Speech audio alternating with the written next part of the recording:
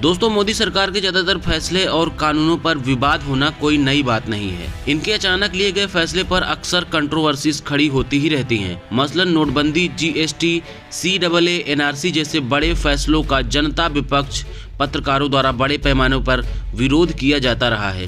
ताजा मामले में केंद्र सरकार अपनी खुद की आलोचना वाले शब्दों को असंसदीय घोषित कर दिया है, जिसे लेकर पूरा विपक्ष अब सरकार के खिलाफ लामबंद है। आइए आपको बताते हैं सरकार ने किन शब्दों को असंसदीय घोषित कर दिया है। जुमलाजीबी, बाल बुद्धि, बहरी सरकार, चंडाल चौकड़ी, तड़ीपार, तानाशाह, विनाश पुरुष, गुलछर्रा, जयचंद, शकुनी, खून की खेती, निकम्मी सरकार, नौटंकी, भ्रष्ट जैसे शब्दों का अब संसद में उपयोग नहीं हो सकेगा।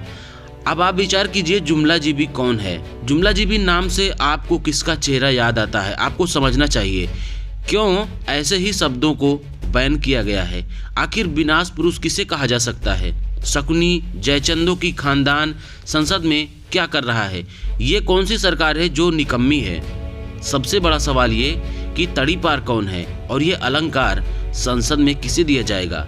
दोस्तों, ये बैन किए गए शब्द अक्सर सत्ता में बैठे लोगों को डराते हैं। नेता खुद तो दूसरों को आंदोलनजीवी बोलकर पूरी संसद में तालियां बजाते हैं, लेकिन जुमलाजीवी कहे जाने पर चिढ़ जाते हैं और इस तरह चिढ़ते हैं कि सरकार और हुक्मरानों की सच्चाई बताने वाले शब्द ही असंसदीय घोषित कर दिए जाते हैं। विपक्ष की जबान को बंद करने वाले इस फैसले के सामने आते ही विपक्ष लगातार इस नए संसदीय शब्दकोश का विरोध कर रहा है। विपक्ष के तमाम नेता और पत्रकार सोशल मीडिया पर तरह तरह से अपनी प्रतिक्रिया दे रहे हैं। पूरे मामले पर कांग्रेस प्रवक्ता अलका लांबा ने कहा, संसद नहीं तो सड़क ही सही, वो चौराहे भी अभी तक आबाद हैं जहां पर नोटबंदी के बाद से लोग जुमलाजीवी का शिद्दत से इंतजार कर रहे हैं। सुप्रिया श्रीनेत कहती हैं, जुमलाजीवी चुभता है साहब को। लल्लन टाप पत्रकार सौरभ त्रिपाठी कहते हैं, अब भ्रष्टाचार को आम का अचार बोला जाना चाहिए, विपक्ष ऐसे ही शब्द तलाश ले। अब राष्ट्रपति पद के उम्मीदवार यशवंत सिन्हा कहते हैं, असंसदीय शब्दों की नई सूची देखकर तो यही लगता है कि अब संसद के दोनों सदनों में सरकार का स्तुति गान ही संसदीय रहेगा